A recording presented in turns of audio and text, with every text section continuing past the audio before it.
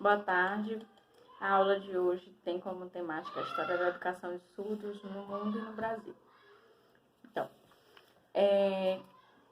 quando a gente vai falar da educação de surdos, tanto no mundo quanto no Brasil, a gente tem que entender que a história da educação de surdos em todo o mundo quanto no Brasil, ela sempre foi marcada, assim como de toda pessoa com deficiência, ela foi marcada por estigmas, né? Por segregação e por discriminação. As pessoas surdas ou qualquer pessoa com deficiência na antiguidade, ela não era bem vista da sociedade. Então, ela geralmente era excluída, era segregada, não tinha convívio social. Então, cada país tratava os seus deficientes da forma que compreendia. A maioria dos países, como um todo, tratava dessa forma, né? Quando não eram mortos, né? Eram segregados da sociedade, colocados de forma que eles não pudessem ser vistos por ninguém. Se a gente for pensar em Esparta e Atenas, as pessoas com deficiências, e aí a gente inclui os surdos, eles eram mortos, jogados em masmorras, né? Apenas o Egito era um dos países que tratava a sua pessoa com deficiência ou surdo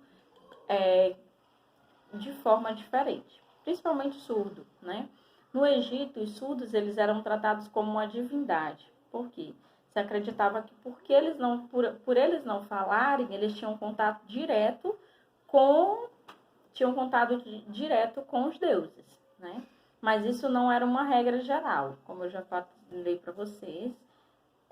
Como todos os países eles viam de forma que discriminatória mesmo, em que não podia estar no meio das pessoas ditas normais, certo? Então,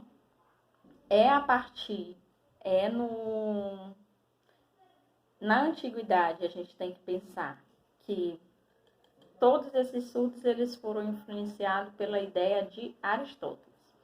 Aristóteles ele começou a discutir a relação da educação de surdos.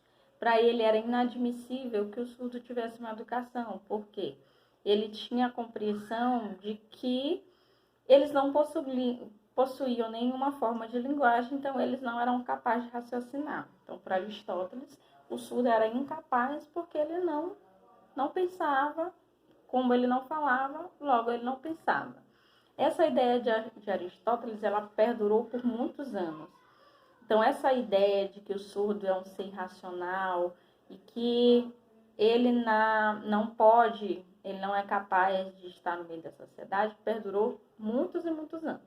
É somente lá na Idade Média, no século XV, né, que a igreja ela começa a ver uma educação dos surdos de forma diferente. Isso porque a igreja era boa? Não era só porque a igreja era boazinha.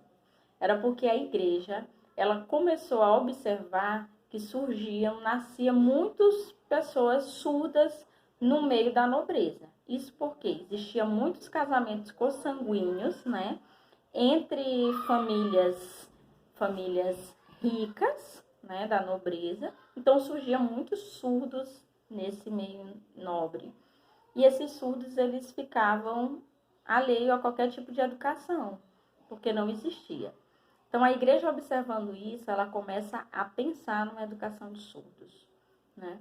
E a desculpa da igreja inicialmente vamos pensar numa educação de surdos, porque o surdo, esse surdo, aí a gente pensa num surdo que é da nobreza, que é rico, ele precisa ir para o céu.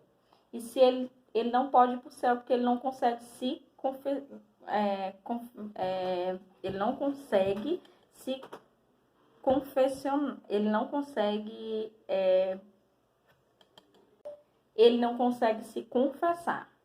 Então, se ele não consegue se confessar, ele não tem como garantir a sua salvação. Essa era a ideia da igreja, né? Mas, na realidade, a ideia era ganhar muito dinheiro com essa educação de surdo. Isso porque a nobreza, ela dava muito dinheiro para a igreja por ela se disponibilizar, né, em ensinar os seus surdos nobres. Então, o que acontece? Quem era esse público de surdos nobres que começaram a ser ensinados? Era um público majoritariamente de nobres surdos, e aí a gente vê o surdo mesmo, sexo masculino e não feminino, porque as mulheres ainda, mesmo que nobres, não era vista uma educação para surdos, ok? Então é com Ponce de León, né, Pedro Ponce de León, lá na França, que começa, que é um monge ligado à igreja, lógico, que começa a desenvolver uma educação para os surdos através de um alfabeto, do alfabeto manual. Então, o Ponce de León, ele começa a desenvolver essa educação para a nobreza através do alfabeto manual, né? E com o tempo, ainda lá no século XV para o século XVI, a gente vê o Abade Lepê. O Abade Lepê, ele dá continuidade aos ensinos e aos estudos do Pedro de León, e ele começa a desenvolver essa educação para surdos criando o primeiro dicionário de sinais, né? E ele também cria o primeiro Instituto Nacional de Surdos Mudos em Paris. Por que que o Lepê é mais falado ainda do que o Ponce de León? Porque é com o Lepê que há uma visibilidade de educação para os surdos, tanto para os surdos da nobreza, quanto os surdos que são pobres. Porque até então, como eu já falei para vocês, a educação de surdos foi pensada para o público rico, da nobreza. Então, é com o Lepê, o Abade Lepê, que ele começa a expandir essa educação para pobres e ricos, através do primeiro instituto que ele cria, Nacional de Surdos Mudos, lá na França, né, em Paris. E a forma de metodológica que o Lepê utilizava era através dos sinais metódicos. Os sinais metódicos nada mais era que, ao fazer o sinal, ele utilizava a letra do sinal, da palavra. Por exemplo, a palavra Deus, ela é utilizada em D, né, a configuração em D, e feita dessa forma, né? Então, isso é um sinal metódico, que na realidade a gente usa até hoje, mas muitas pessoas não sabem o que é esse sinal metódico. Então, os sinais metódicos, ele foi pensado pelo Lepê, ok? Isso é a educação de surdos no âmbito mundial. Se a gente for pensar a educação de surdos no âmbito Brasil, ela ainda chega mais tardiamente do que a nível mundial, porque ela só vai chegar aqui no Brasil no século XIX, né? Quando o Dom Pedro II, ele chama um professor surdo, que é o Eduard Holt, Ernest Eduard Holt. Ele chama o Ernest para ele fazer a educação de surdos, e aí relembrando que a educação de surdo, ela sempre foi pensada inicialmente para um público de surdos da nobreza. E aqui no Brasil ele não foi diferente essa regra. O Dom Pedro II, ele só começa a se preocupar com essa educação de surdo porque o seu neto, que era o filho da princesa Isabel, ele era surdo. Então, por isso que ele pensa nesse modelo de educação para os surdos para o Brasil e traz o Eduard Holt para cá. Então, o Eduardo, ele vem, né, faz a educação de surdos, lembrando, surdos nobres, né, nobres e do sexo masculino. Aí, o Eduard Holt, ele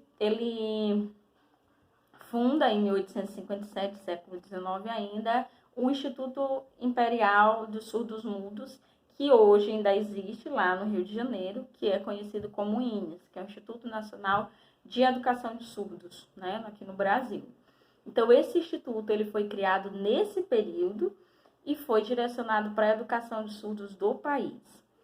Hoje, a gente já vê que o instituto, né, com o decorrer do tempo, a educação foi expandindo e, lógico, que a educação foi expandindo também tanto para nobres quanto para pobres, né? A educação no INES atualmente, lógico, que ela é voltada para um público surdo geral, nobreza, né, e as pessoas que também não têm dinheiro, né, as pessoas pobres, na realidade.